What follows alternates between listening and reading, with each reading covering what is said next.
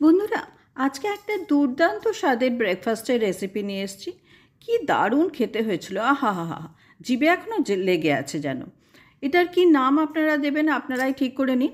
কেউ হয়তো বলবেন মশলা অমলেট, কেউ হয়তো বলবেন পিৎজা।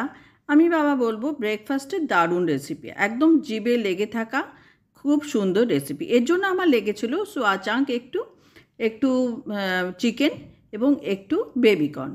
এটা আমি নুন দিয়ে হাফ কাপ জল দিয়ে একটুখানি সেদ্ধ করে নিয়েছি।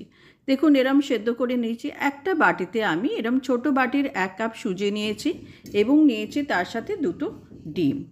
এটা আমি একটু হালকা হাতে ফেটিয়ে চাপা দিয়ে রেখেছি। এর সাথে মিশিয়েছি একটু লবণ এবং একটু 1 চামচ চিলি ফ্লেক্স এবং 1 চামচ গোলমরিচের গুঁড়ো মিশিয়ে একটু ঢাকা দিয়ে রেখে দিয়েছি। এবারে আমি কিছু সবজি কেটে নিয়েছি, পেঁয়াজ, লঙ্কা, টমেটো, ক্যাপসিকাম এবং রসুন। ফ্রাই প্যানে সাদা তেল গরম করে তার সঙ্গে রসুন দিয়ে এবং অন্যান্য কেটে রাখা সবজিগুলো দিয়ে দিয়েছি, স্বাদ মতো লবণ এবং সেদ্ধ করা যে চিকেন ও অন্যান্য উপকরণগুলো ছিল সেগুলো দিয়ে হালকা হাতে ভালো করে নেড়ে নিয়েছি। দেখুন বন্ধুরা, এরমভাবে নেড়ে আমি এর মধ্যে 2 চামচ টমেটো সস দিয়ে দিয়েছি একটু লেবুর রস, একটু অরিগানো। দেখুন আমার মশলাটা তৈরি হয়ে গেছে। এবারে ওই ব্যাটারটায় একটু খাবার সোডা দিয়ে নিয়েছি।